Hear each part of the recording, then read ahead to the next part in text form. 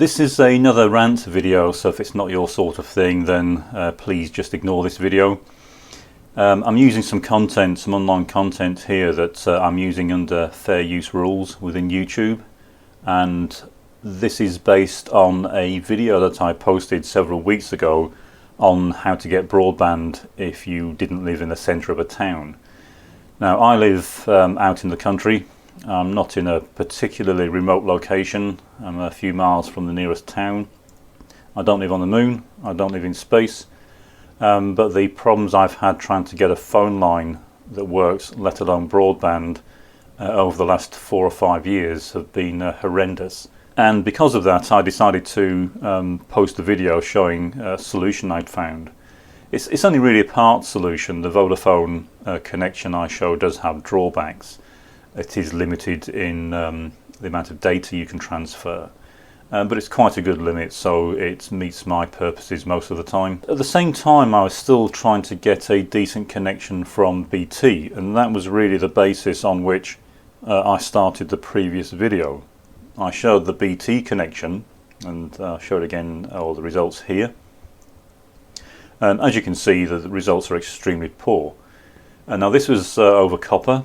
I did have some comments on the video, presumably from somebody who works for BT, saying, well, that's the service that's provided, therefore that's all you're going to get. That wasn't really the basis of my video. I was trying to show a solution to the problem based on that limitation. But I thought I would follow up that video with just some cautionary notes after having dealt with BT for 4 years trying to get this problem resolved. Now firstly, I'm not being unfair to BT. I am going purely on what they told me before I took out these contracts. Now each time I had quite lengthy discussions. I've been around the block for a very long time, and so I tend to check things out very carefully before I commit myself to them. So I had very long discussions with someone from BT about each of these contracts that I've taken out. Now 30 days ago I had a business contract with them, and it wasn't a very good connection. It was quite slow by today's standards, but it just about met my purposes, so that was fine. But for various reasons I no longer needed a business connection at my home, so I just wanted to switch that connection to a connection that didn't have the cost associated with a business deal. And really the only difference I was made aware of was that you don't get the immediate support if you have a broadband problem that you do with a business account. The same piece of wire was being used to connect me to the exchange. The same router is what I wanted to use, and I was assured that I could do that. And I was assured that the connection speeds would remain the same. They wouldn't go any faster, but they would be the same as what I had. So after waiting for several weeks and having the broadband off for over a day, it came back on, and so I was quite disappointed to see these speeds. And as you can see, it's much worse than I had with the previous account. I'm only getting just over 0.1 upload speed. So this video that I'm making now would have taken around 11 or 12 hours to upload. And quite often, because it's so slow, it would fail halfway through, so I'd have to attempt it 2 or 3 times. So this video could take me anything up to 30 or 40 hours to upload, which is obviously ridiculous. I looked around and I found a 4G connection. It works extremely well. This video, I'm using that now. This video will take probably less than 5 minutes to upload. It's around 80 times faster than the BT connection. But I carry on looking into it. I wanted to give BT a fair shake of the stick, so to speak, and looking through the various deals that they offered, it seemed that I was going to have to wait for fibre broadband to be made available where I live. Now I know it's in the village. It's in a box. There's a router box that's in sight of our house. It's about 60 meters away, and so it's quite frustrating knowing that fibre's out there so close, but we couldn't get access to it. But after having fairly lengthy conversations with BT, I was put through to their special, what I assume is a customer retention department, because I was basically trying to cancel the contract. It wasn't any good to me. It's too slow to use. At which point it turned out that, well, fibre broadband is available to me. After asking for 4 years and being told it wasn't, I suddenly found out that yes, I could have fibre broadband. Fantastic, I thought, I'll go for that.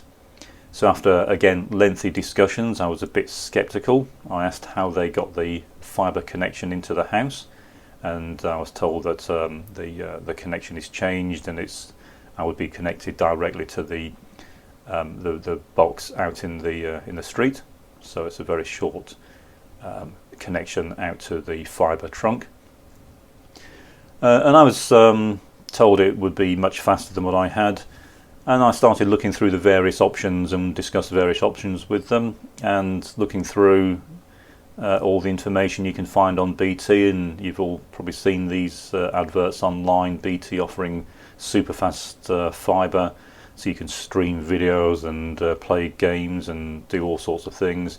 And I decided to opt for the super fast fibre, and as you can see it shows here an average speed of 50 megabits. Download and 9 megabit upload. So fantastic, I thought. That's getting on for 20 times faster than I have now, and 100 times faster upload speed, which would obviously meet my purpose. So after looking through all the information I could find online about this, and couldn't find any downside, agreed on the package, signed up for it. A couple of weeks later it's been connected.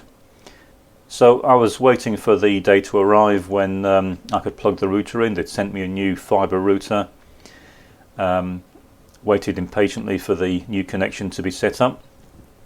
I was supposed to be texted when they did that, but they never did text me. I just had to keep trying it to see when it came online. It was off for a day again, and eventually it seemed to come up and the new fibre router connected.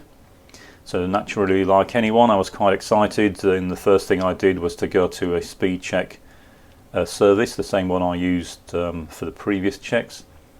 Ran the speed test, and I got this. Now, as far as I'm concerned, that is absolutely pathetic. This is it's 3 times slower than what I had with the copper, and despite all their assurances and promises that I'm on a super fast fibre, I'm getting a 1 megabit download and 1 megabit upload speeds. To put that into perspective, it is 2% of their claimed average, and naturally I rang them to complain. Now bear in mind, I had a very lengthy discussion before I subscribed to this contract, stating that my existing connection was way too slow, which was the point of my call, and spoke to someone that assured me the fibre would be much faster, more reliable. I would be able to do much more with it, and that is the basis on which I signed up to this. So I was quite surprised when I rang to complain about the slow speeds that the connection speed I could expect was between 1 and 3 megabit, which was slower than the speed I had for copper. The speed claims for copper in my home is between 4 and 8 megabit download and 1 megabit upload. I don't get anything like that, of course, you never do. But getting something that's 80 times slower than that is not acceptable, which is what I was getting. And with the new fibre, it's so slow, it is totally unusable. Even the download is now unusable. So this is just a cautionary follow-up to my previous video. When you're discussing things with BT, I now do not trust a word BT say to me. I've been lied to and missold deal after deal. Every time you speak to somebody when you're trying to sign up to a new deal, will promise you the earth, give you information, assure you of this, assure you of that, and yet when the contract kicks in and you finally get connected, none of it is true. It's all an absolute lie. Everything I was told about the last 2 contracts I've signed up to have been utter fabrications. The person I spoke to fed me lie after lie, and all I can do as a consumer is ask the question. I have to accept that what they're telling me is true. Otherwise, how else am I to know what I'm expected to get? So based on the explicit answers I got to the explicit questions I posed, I signed up for one contract. It fell way short of what they promised. I then, after many complaints, signed up to a new contract, and that was even worse, despite even more optimistic promises from them. So as far as the BT side of things is concerned, I haven't had usable broadband now for over a month. I rely on it to earn a living.